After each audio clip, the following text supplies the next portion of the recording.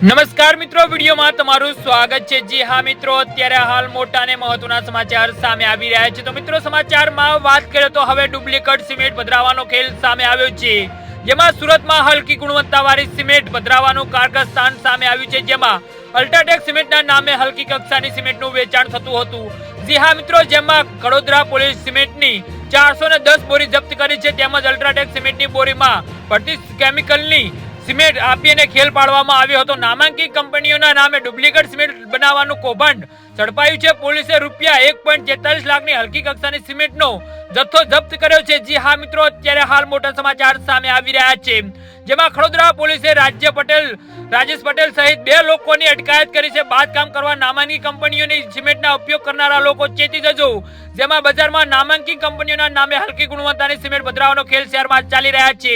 અગાઉ પણ રાજકોટમાંથી નામાંકિત સિમેન્ટનો ખેલ ઝડપાયો હતો, જેમાં રાજકોટ સ્પેશિયલ ઓપરેશન ગ્રુપ દ્વારા અલ્ટ્રાટેક સિમેન્ટના નામે ડુપ્લિકેટ સિમેન્ટ પધરાવવાના શખ્સની ધરપકડ કરી હતી, જ્યારે આ ઇસમ પાસેથી ડુપ્લિકેટ સિમેન્ટ બનાવવાનો જથ્થો પણ મળી આવ્યો હતો અને આ તમામ વસ્તુઓને પોલીસે કબજે કરી વધુ તપાસ હાથ ધરી છે। જી હા મિત્રો, તો આના વિશે તમારું શું કહેવું છે તો નીચે મારી કમેન્ટ બોક્સમાં જરૂરથી જણાવજો અને અમારી યુટ્યુબ ચેનલને સબસ્ક્રાઇબ કરવાની ભૂલતા નહીં। ધન્યવાદ।